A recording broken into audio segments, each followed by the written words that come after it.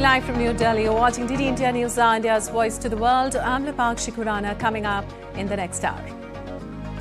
India and China hold strategic dialogue in New Delhi while Beijing backs a successful BRICS summit in India. The two sides also discuss issues ranging from border peace and people-to-people ties.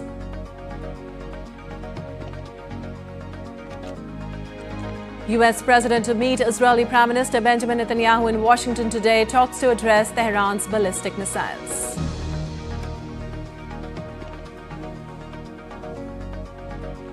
US issues general license to boost oil and gas exploration production in Venezuela. US administration says Venezuela's crude production could see an increase up to 20% in coming months.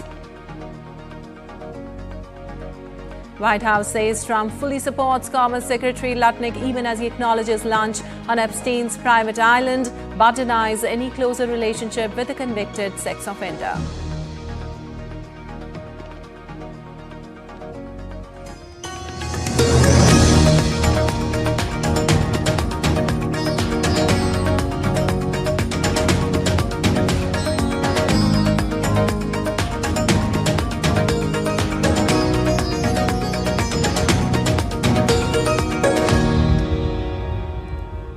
And on to the details now. India's Foreign Secretary Vikram Misri held the India-China strategic dialogue with his Chinese counterpart, Executive Vice Foreign Minister Mao Zhaoxuai, on Tuesday in New Delhi. During the talks, the two sides exchanged views on a wide gamut of issues covering bilateral, regional and international issues. Bilateral discussions primarily focused on the recent progress made in stabilizing and rebuilding bilateral ties and ways to take bilateral engagement forward. India and China underlined the importance of peace and tranquility in the border areas for overall progress in bilateral relations. Also, they reiterated their commitment to implement the guidance provided by the leaders, including on the need to proceed from a political and strategic direction to approach issues and concerns related to bilateral trade. During the dialogue, Foreign Secretary Misri noted the successful resumption of the Kailash Mansarovar Yatra and expressed hope for its continued expansion. Both sides also recognized the need to conclude an updated air services agreement at an early stage and agreed to continue taking practical steps to facilitate visa processing and promote people-to-people exchanges as well. The discussions also covered multilateral cooperation, including during India's BRICS chairmanship this year. The Chinese side expressed its support for a successful BRICS summit in India. The Executive Vice Foreign Minister also conveyed that China understands and respects India's aspirations for UNSC membership. And India's External Affairs Minister Dr. S. Jaishankar attended the BRICS 2026 Sherpas and country representatives meeting in New Delhi on Tuesday, marking an important milestone as the grouping completes 20 years of its journey. Well, Dr. Jaishankar joined other leaders at the first BRICS Sherpa meeting being held from 9th to the 11th of February in the capital. The gathering brought together representatives from BRICS nations to deliberate on the forum's future agenda and priorities. Speaking at the meeting, Dr. Jaishankar described BRICS as a valuable platform for international cooperation, consultation and coordination. He emphasized the grouping's people-centric agenda and its role in advancing shared priorities. And French President Emmanuel Macron will pay an official visit to India on the 17th to the 19th of February 2026. Ministry of External Affairs said that Macron will be visiting India at the invitation of Prime Minister Narendra Modi. During the visit, both leaders will hold discussions on strengthening bilateral cooperation across a wide spectrum of areas as enshrined in the Horizon 2047 roadmap. In addition, the leaders will discuss regional and global issues of mutual interest, including cooperation in the Indo-Pacific. The two leaders will also be in Mumbai to jointly inaugurate the India-France Year of Innovation, which will be celebrated throughout 2026 in both countries. On 19th of February, President Macron will participate in the AI Impact Summit in New Delhi.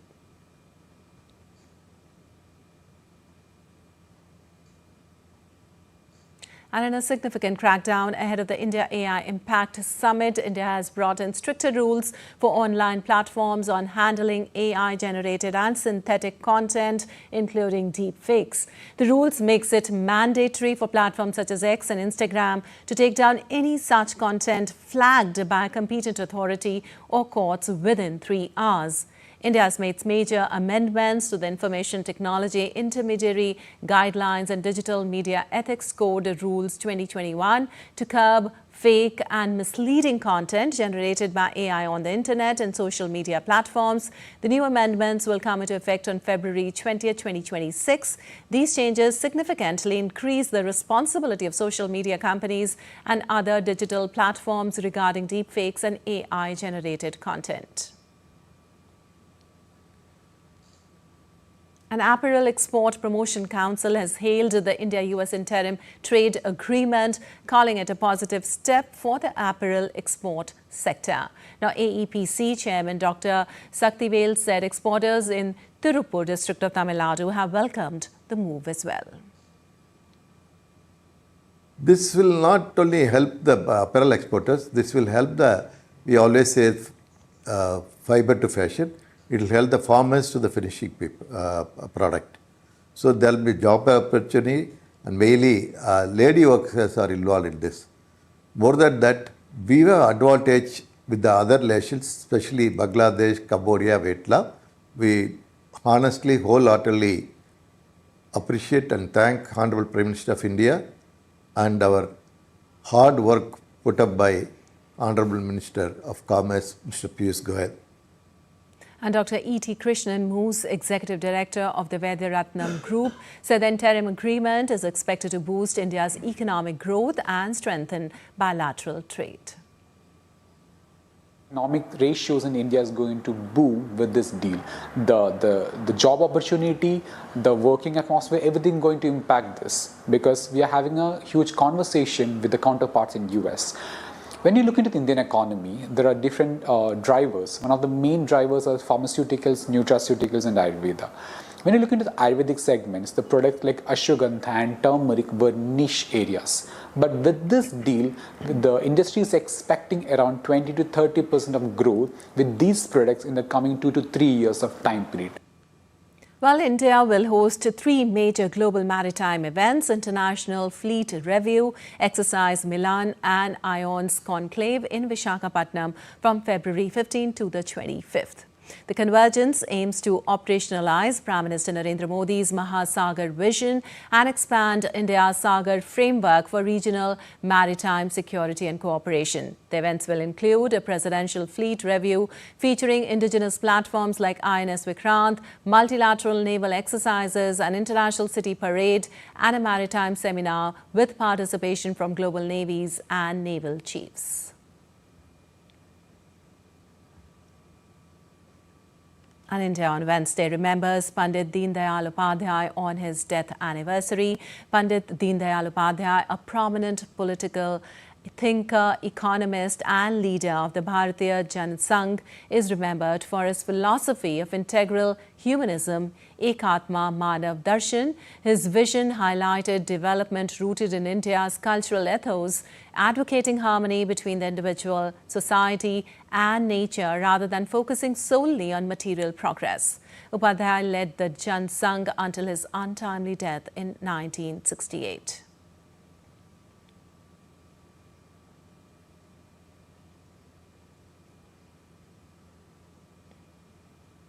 Also, Prime Minister Narendra Modi has paid tributes to Pandit Deen Dayal Upadhyaya on his death anniversary, describing him as a guiding force for every generation of the nation. In a post on X, Prime Minister said, and I quote, "To the unparalleled devotee of the motherland, Pandit Deen Dayal Upadhyaya ji, respectful homage on his sacred death anniversary. His principles and thoughts rooted in values will continue to remain a guiding light for every generation of the country," unquote. And the sacred Devni Mori relics of Lord Buddha are returning to India today after a week-long public exposition in Colombo. The holy Devni Mori relics, displayed abroad for the first time were exhibited at the Ganga Ramaya temple in Colombo for 7 days. Devotees from across Sri Lanka visited the temple in large numbers to pay homage, making it a significant cultural event. The exposition was inaugurated by Sri Lankan President, with leaders describing it as a blessing for the nation and expressing gratitude to India. The event reinforced the long-standing spiritual ties between India and Sri Lanka.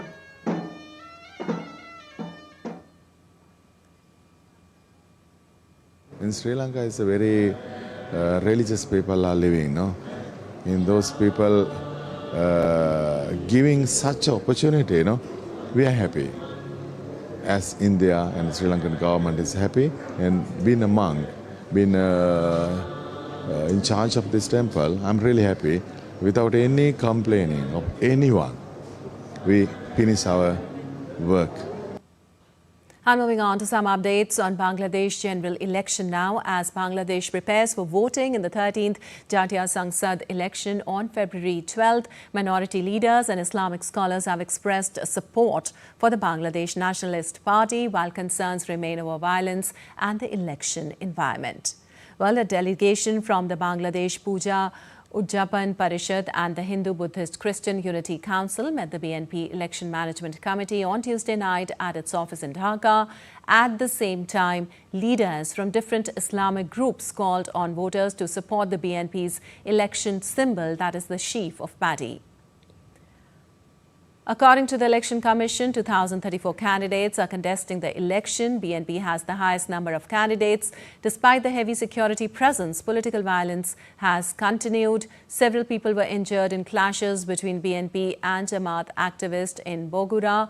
With only days left before voting, questions remain about how peaceful and fair the election will be.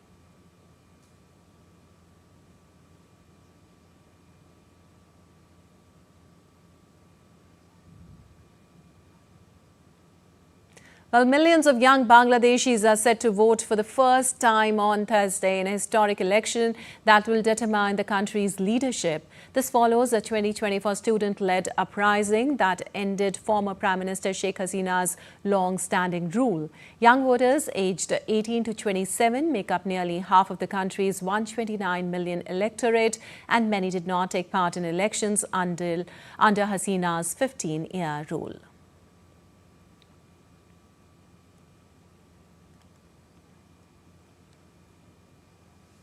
Well, moving on, 12 people were killed and 8 others, including the driver, were injured after a bus fell into the Tamakoshi River in Nepal's Ramechhap district on Tuesday morning.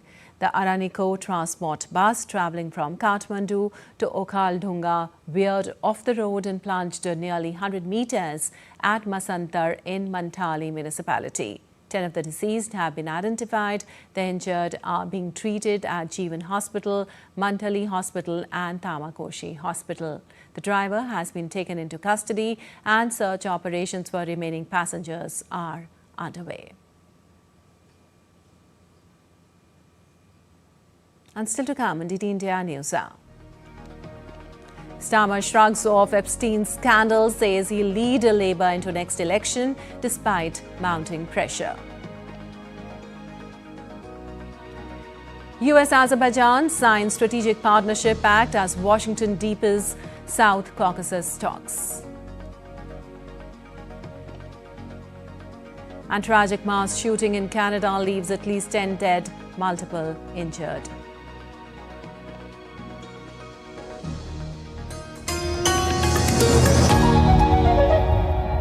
Can the US launch a bombing campaign against Iran? The Philippines vessel suffered structural damage. The saga of child sexual abuse is the United States China's debt trap strategy. Truth is stranger than fiction. But sometimes hard to uncover.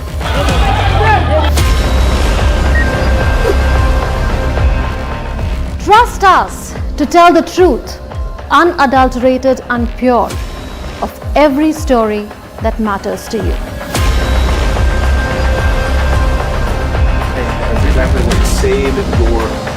We read between the lines, cut the clutter, and connect the dots to get you the full picture. Watch Connecting the Dots at these times with me, only on DD India.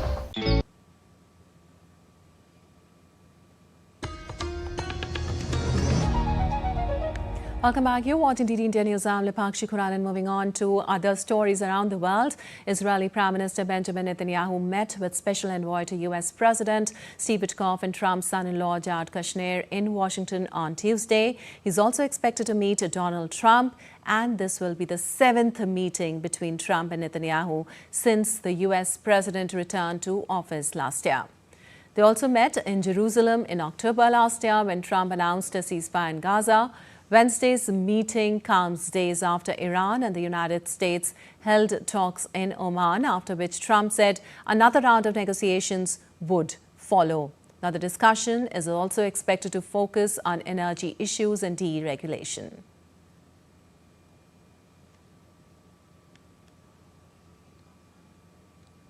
Tomorrow here at the White House, the president will host Israeli Prime Minister Benjamin Netanyahu for a bilateral meeting. The remainder of the week will be focused on energy and deregulation. Well, earlier, talking to media before departing for US, Netanyahu said that he will discuss a range of issues with US President, including Gaza and Iran.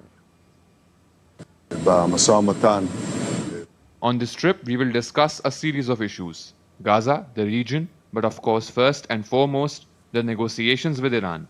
I will present to the President our positions regarding the principles of the negotiations, the important principles, and in my view, they are important not only for Israel, but for everyone in the world who wants peace and security in the Middle East. And DD India's Akshay Dongre joins us for more on this. Well, Akshay, good morning. 7th meeting between Trump and Netanyahu comes days after Iran and the United States held talks in Oman. What do we expect here? Well, what we expect is both the allies to actually, get together and plan the due course of action as far as the region is concerned, which has been going through turmoil for far too long now. But obviously, with the tensions already being there, as far as the U.S. forces are present in the region, the Israelis obviously have been, pressing the U.S. forces to take some more stringent action as far as Iran's nuclear ambitions are concerned. That also, will be pushed forward by the Israeli side. With Netanyahu himself meeting Donald Trump, it's going to finalize the course of action as far as the U.S. Military actions are concerned, whether required, not required, and in what sense the U.S. is going to move ahead with the sort of deal that's shaping at this present with Iran, with on many points negotiations taking place. Discussions among the Iranian regime as well as the regional allies as well. So what we can expect is finalization of the strategy with Israel's input. That remains one of the strongest allies of the U.S. in that part of the region, with Israel giving all the inputs as far as what can go right and what can go wrong as far as any kind of action is concerned through the U.S. military.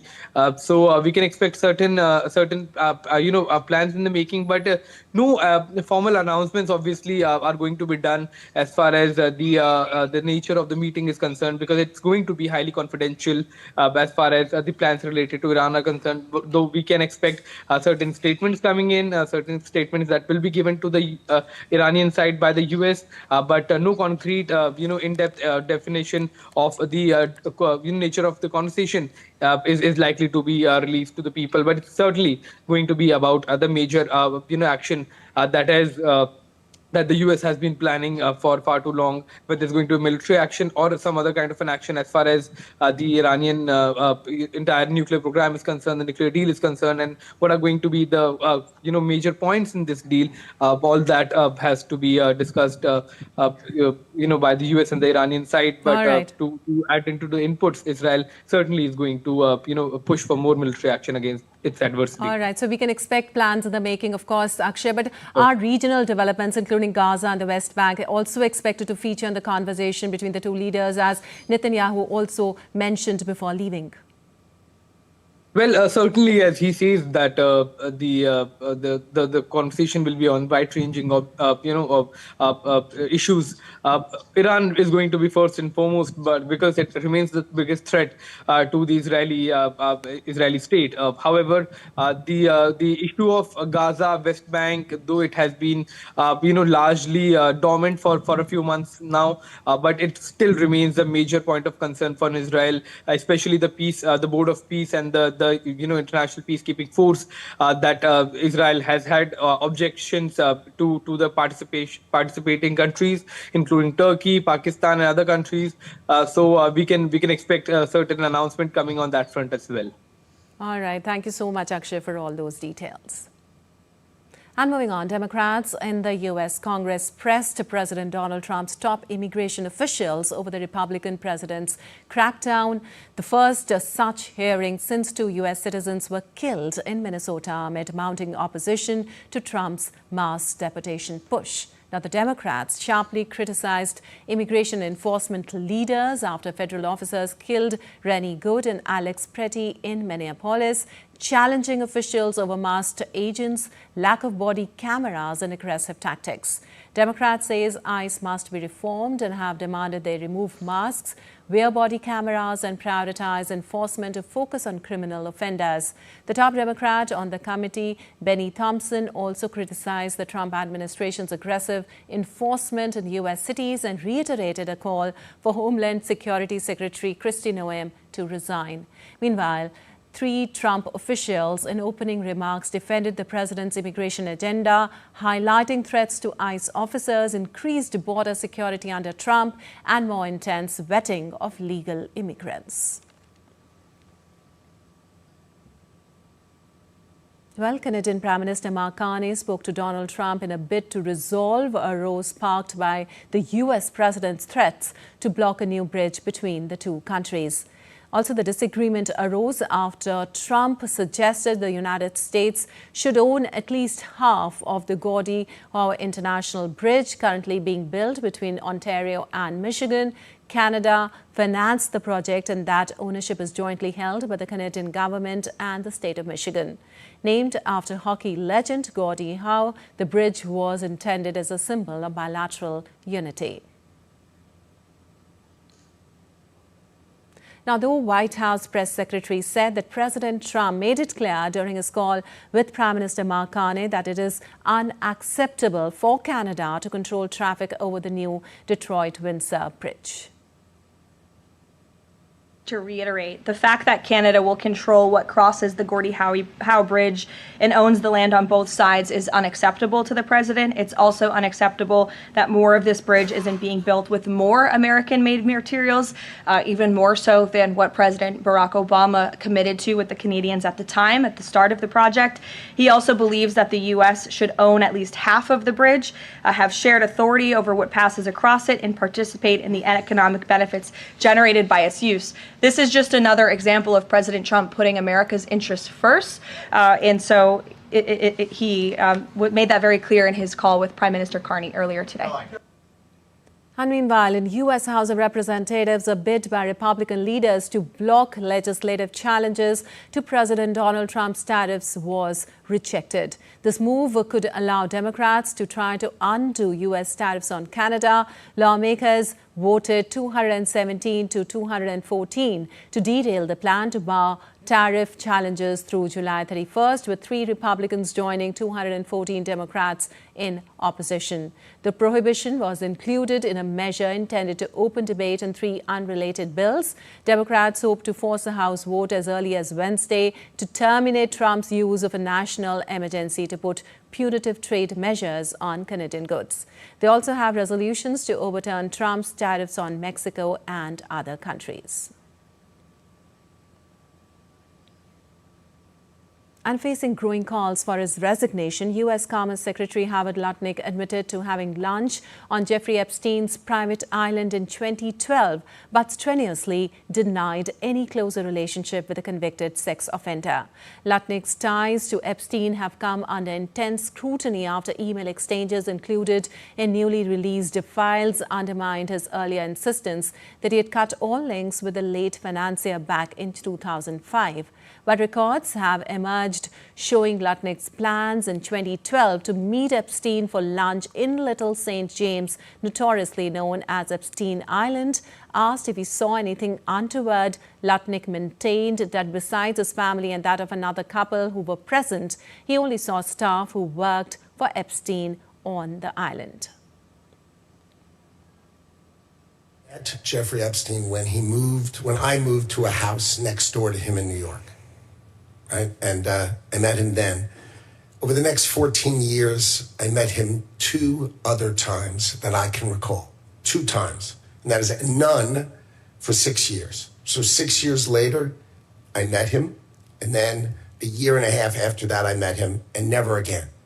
Probably the total, and you've seen all of these documents, of these millions and millions of documents, there may be 10 emails connecting me with him, probably about 10 emails connecting me with him over a 14-year period. I did not have any relationship with him. I barely had anything to do with that person. Well, so far, President Donald Trump's administration has stood by Lutnick, with White House Press Secretary Caroline Leavitt saying the president fully supports him. No, Secretary Lutnick remains a very important member of President Trump's team, and the president fully supports the secretary. Also, a day after fending off calls to resign over the Jeffrey Epstein scandal, UK Prime Minister Keir Starmer also told reporters that he will lead his governing Labour Party into the next election. Under pressure over his appointment of Peter Mandelson as ambassador to Washington because of the Labour veteran's close ties to late Jeffrey Epstein, Starmer came out fighting, urging his party to fight the real enemy, the populist Reform UK Party, rather than among themselves. He used the visit to a community centre in southern England to try to show that his political career was anything but dead, a day after the biggest challenge to his authority when Scottish leader Anna Server called on him to quit and he lost a second aide in as many days. Well, what's happened over the last few days is that we've pulled together as a party and been absolutely crystal clear about the fight we need to have. And that's the fight on behalf of all the people in this country who don't get the respect, the dignity, and the chance that they deserve in life. So that is the fight that we are in. That's who we're fighting for. I'm their Prime Minister, and this is their government. And the United States and Azerbaijan signed a strategic partnership agreement in Baku, launching a fresh chapter in economic and security cooperation as Washington seeks to expand its influence in the South Caucasus. Azerbaijani President Ilham Aliyev inked the agreement with U.S. Vice President J.D. Vance, who is on a trip to Baku after visiting its neighbor and longtime foe, Armenia. The charter was first presented at talks between Aliyev and President Donald Trump at a meeting in the White House in August, where the Azerbaijani leader reached a peace agreement with Armenian Prime Minister Nikol Pashinyan to end decades of war. Vance's visit comes just 6 months after the Armenian and Azerbaijani leaders signed an agreement at the White House, seen as the first step towards peace after nearly 40 years of war. And moving on, in a tragic shooting incident in Canada, at least 10 people were killed on Tuesday in a remote part of Western region. 6 people were found dead inside a high school in Tumbler Ridge. 2 more people were found dead at a residence believed to be connected to the incident, and another person died on the way to hospital. A suspected shooter was also found dead from what appears to be a self-inflicted injury. According to the Royal Canadian Mounted Police, 27 people were injured, including 2 with serious injuries. Tumbler Ridge is a remote municipality with a population of around 2,400 people located in the foothills of the Rocky Mountains in northern British Columbia. We have two scenes. We have the school, and then we have found two other persons deceased at our residence in Tumbler Ridge that we're trying to determine the connection to this event. We believe they're connected, but we're not in a position to provide that definitively right now at this time, and what that connection may or may not be. We have multiple layers of support coming for our students, for our teachers, for our community of Tumbler Ridge, for our front line and front first responders that were part of this unfolding event and are going to be working through that in the days and years to come. I've had an opportunity to speak with the mayor. I've had an opportunity to speak with politicians. Your businesses are stepping up to provide support. And still to come on DD India News Now. Road to AI Impact Summit 2026 kicks off in Dubai ahead of New Delhi gathering. India's AI Future Summit 2026 highlights push to equip youth for 40% job shift. And thousands greet Buddhist monks in Washington, D.C. after 2,300-mile walk for peace to promote mindfulness.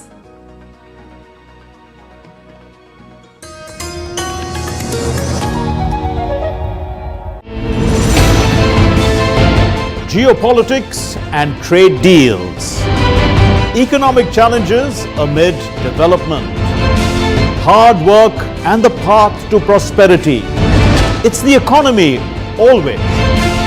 Between walkers, money is what money does and says. Supply creates its own demand. Between the bulls pulls and bears tears. When supply chains globalization and India rises to the podium. We'll get you centered with the Economic Brief at 8 p.m. every Thursday on DD India.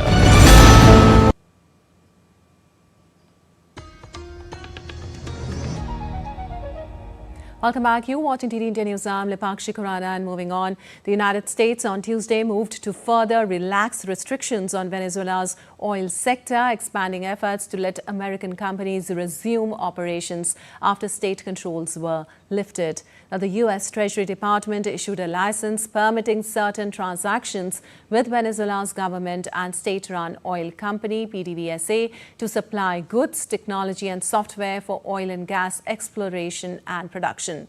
Additional licenses authorize specific dealings required for port and airport operations and allow limited activities involving Venezuelan origin crude. Well, also, Washington has supported the government of interim President Delcy Rodriguez in exchange for access to vast oil reserves. And the United States has reiterated that the Caribbean will not be a safe space for illicit or sanctioned activities, saying its joint military forces remain ready to act decisively against violations in the region. Now, the U.S. military forces deployed under the Southcom Command are supporting Operation Southern Spear, aimed at countering illegal activities and enforcing sanctions in the Caribbean.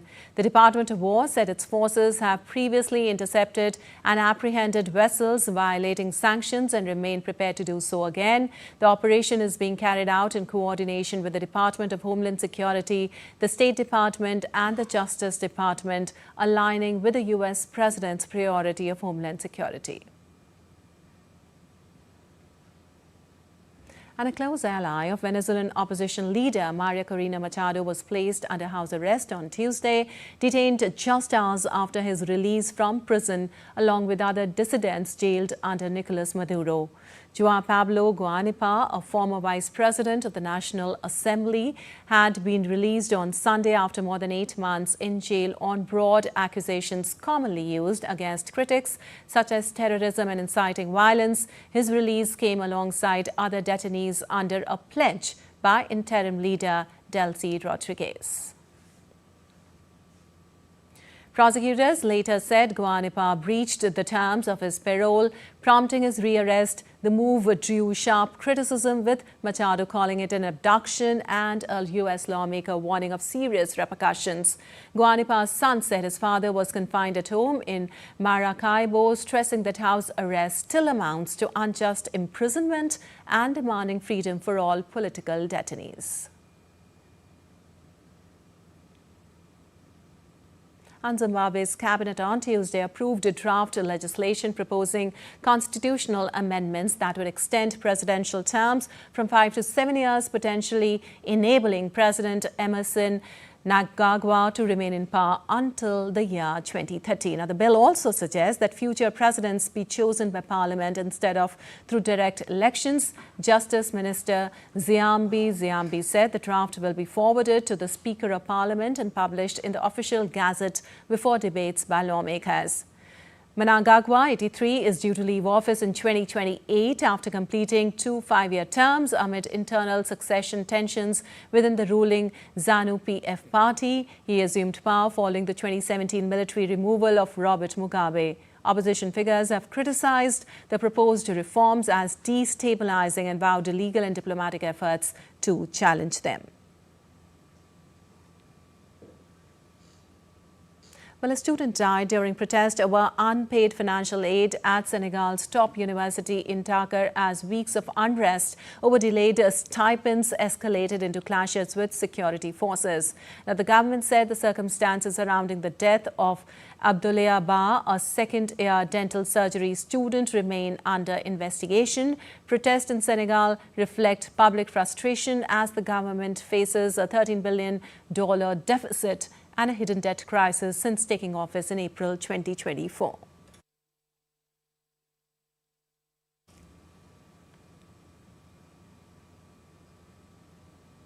And anti-government protesters clashed with the police in Albania's capital, Tirana, on Tuesday as thousands gathered to demand the resignation of the Deputy Prime Minister over alleged corruption. The protests, threatening Prime Minister Edi Rama's rule since 2013, have intensified following the December indictment of his deputy, Belinda Baluku, over alleged public tender interference, which she denies. The Special Prosecution Office has requested the Parliament to lift Baluku's immunity to enable her arrest, but the vote's timing remains uncertain.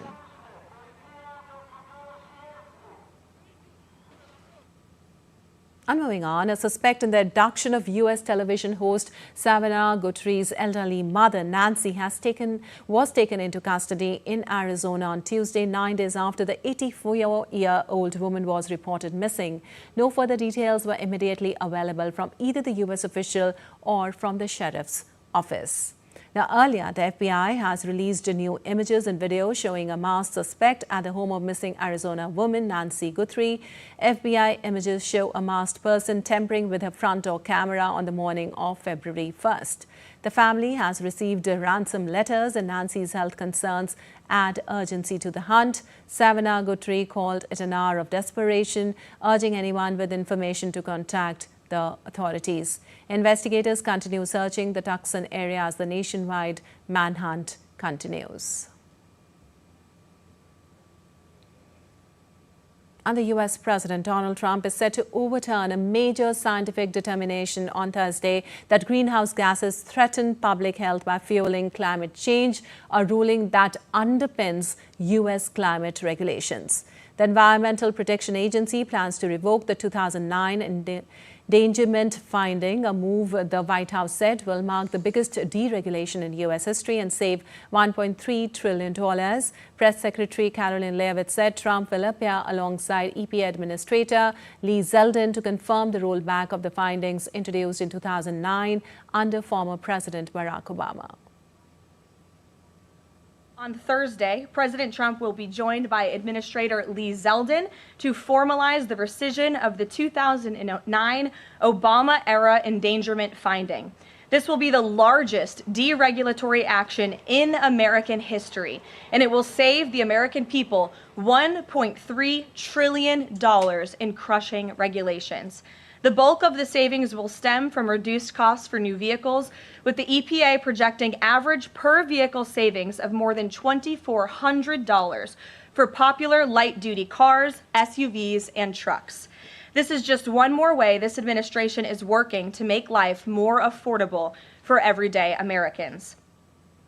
Well, residents in northern Colombia navigated the aftermath of devastating floods as many scrambled to salvage belongings from submerged homes using canoes and makeshift boats on Tuesday. The flooding, which left more than 50,000 families displaced across 27 municipalities of Cordoba, has led to widespread destruction and mounting frustration among affected communities. As per the local authorities, water levels have started to recede by 10 to 15 centimeters in some areas of Monteria over the past 24 hours. Efforts to distribute aid were also underway. And shifting focus now on artificial intelligence, the Road to AI Impact Summit 2026, a two-day event, opened at Symbiosis International University, Dubai, ahead of the main AI Impact Summit in New Delhi.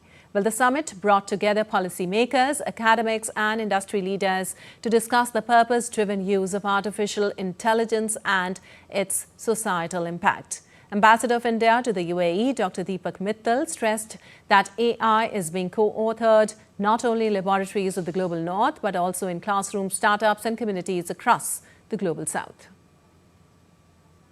It is the AI, if I may say, is being co-authored in the classrooms, in the startups and the communities of the global south. I think that's what the AI Impact Summit represents when it is being held next week. There's a purpose of this summit, and that purpose is how AI can become, how we can work together to ensure that AI becomes a force for collective good.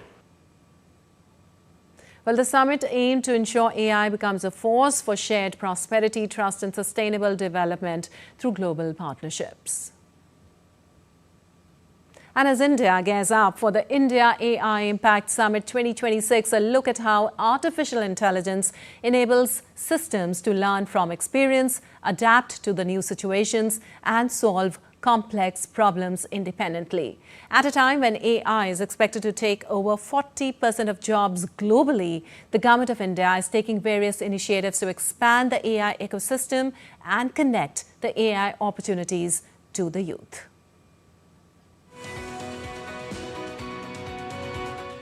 Usage of artificial intelligence-based applications is growing at a rapid pace around the world.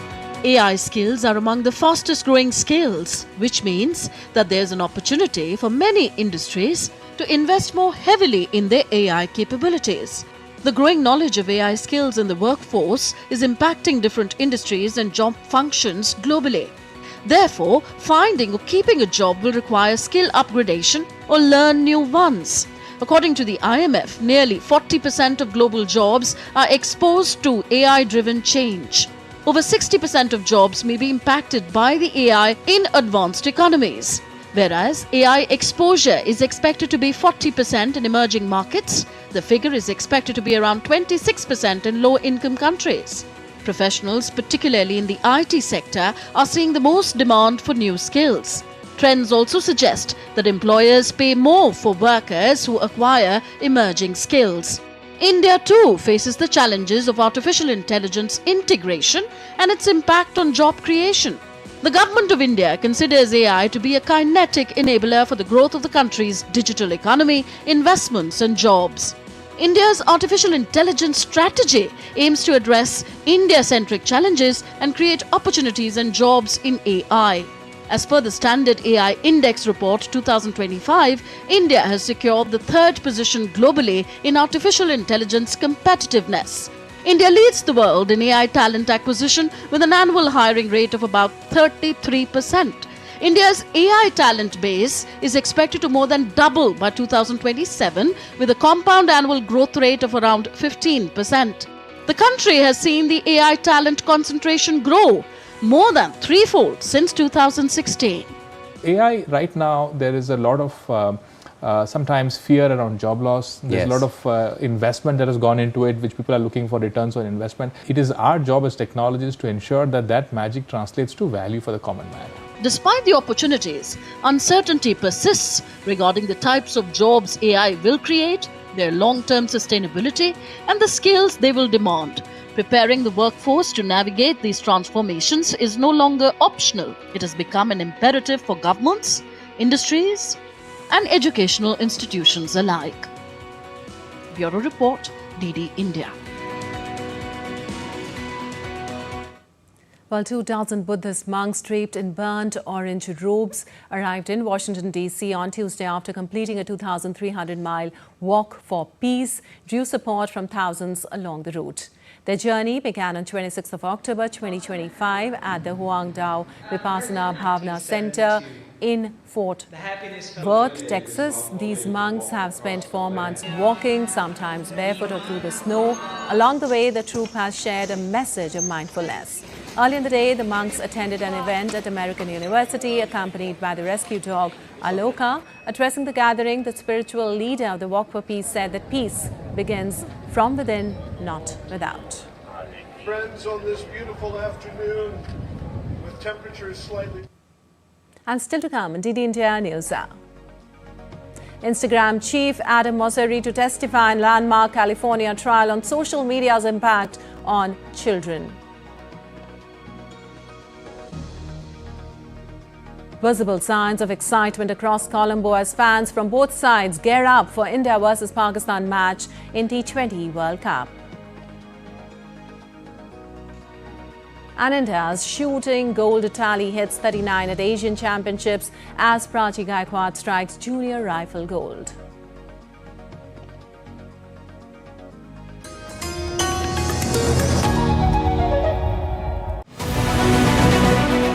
On defense dynamics, India fires a message the world can't ignore. Agni 3, the strategic signaling to China and Pakistan. Why AMCA, India's 6th generation fighter, must be built by private players. Winning the low sky inside the Indian Army's radar reset. As middle powers rise, the arms market becomes a battlefield. And in my take, Pakistan's collapse and shock ahead. For all this and much more, tune in this Wednesday at 8 p.m. IST only on DD India.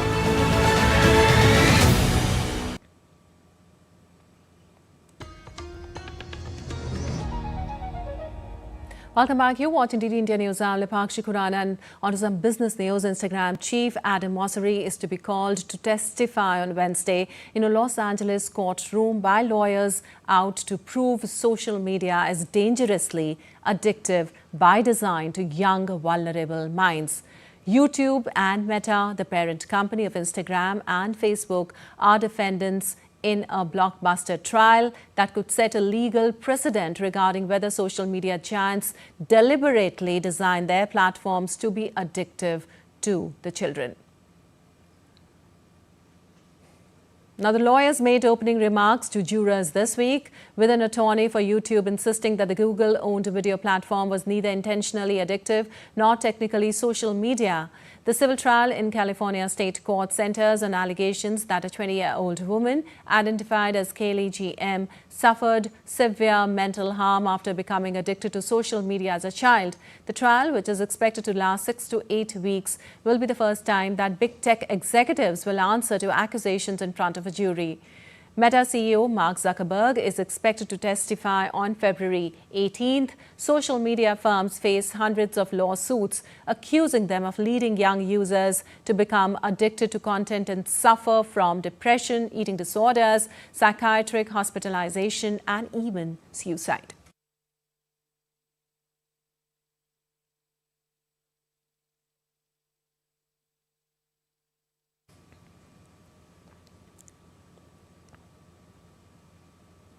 Well, you're watching DD India News. Our time now for some sports news. Let's take a look first at today's action-packed group stage matches at the ICC Men's T20 World Cup. With only 2 teams slated to make the Super 8 from each group, Afghanistan find themselves in a must-win situation. South Africa are perched at the top after their 57-run victory over Canada, which bolstered their net run rate. On the other hand, a 5-wicket defeat to New Zealand saw Afghanistan slip to third with a negative net run rate, which they would have to improve in order to advance to the next round. Also, meanwhile, injury hit Australia begin their World Cup campaign against Ireland, while Pat Cummins and Josh Hazlewood were already ruled out. Tim David is also set to miss the opening game as he continues to rehab his hamstring injury. Australia are also struggling for form, having been hammered by Pakistan 3-0 just before the start of the T20 showpiece. Ireland will also look to bounce back from their loss against Sri Lanka and keep their Super 8 hopes alive.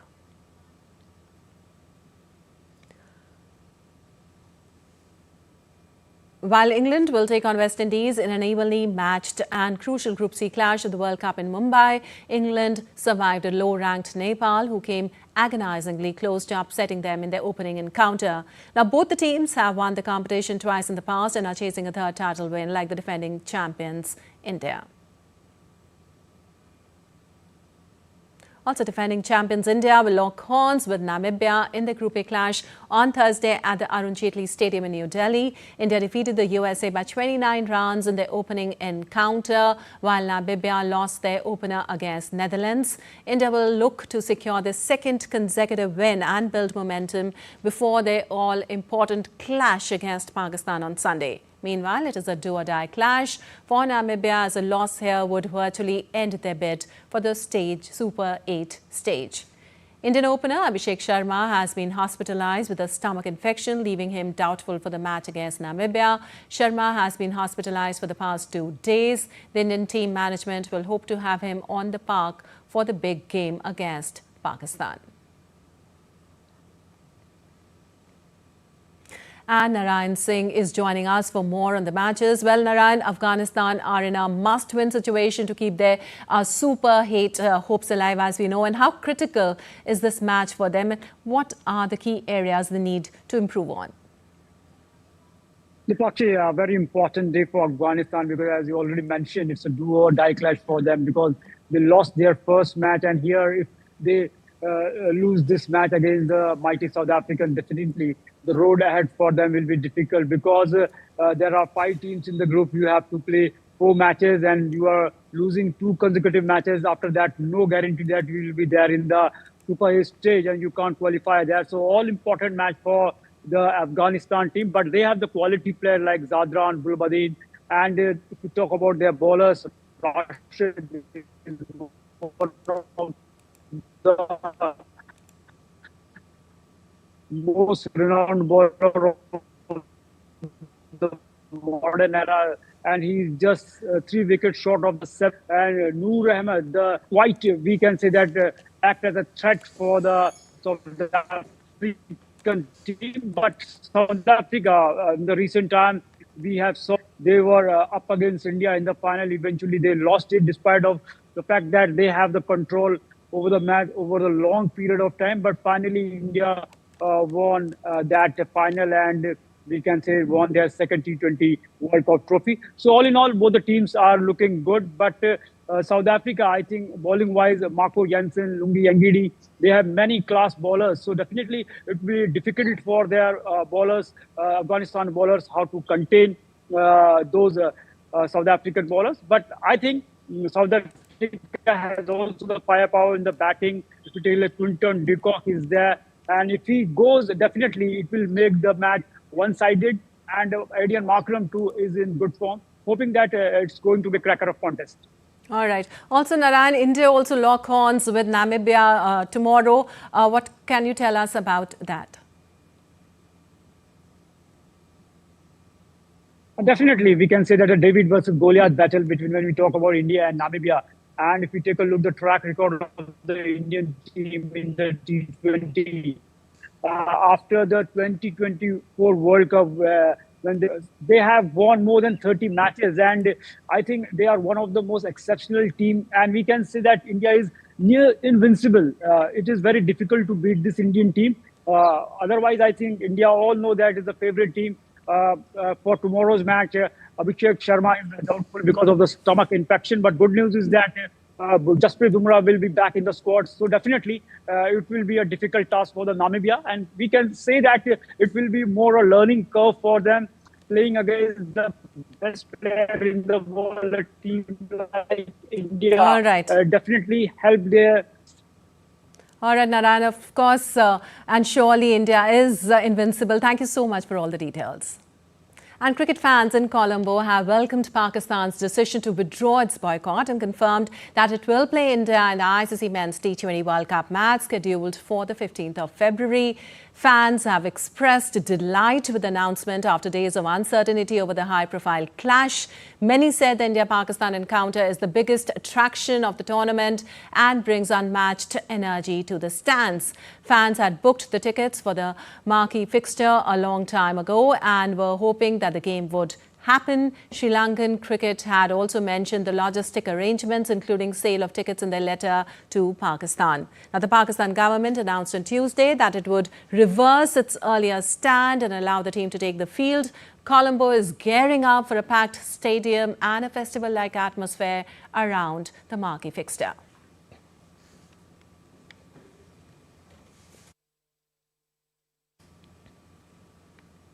And in shooting, India's gold tally reached to 39 at the Asian Championships for rifle and pistol in New Delhi. Prachi Gaikwad clinched the gold medal in the junior women's 50-meter rifle three-position final with a score of 353.3 points.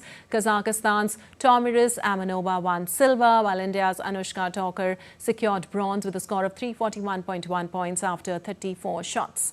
Akriti Dahiya won the silver medal in 50-meter rifle, while Olympian Anjum Modgil bagged bronze. Sofia Shuzelko of Kazakhstan finished at the top of the podium with a new world record score of 358.2. The accumulated total score of the shooters ensured India won the women team silver. All right, that's all for this edition of DD India News Hour. We'll be back with more news as it breaks here on DD India. I'm Lipakshi Khurana from all of us here in Delhi. Thanks for watching DD India News Hour. All right, thanks for watching DD India News Hour.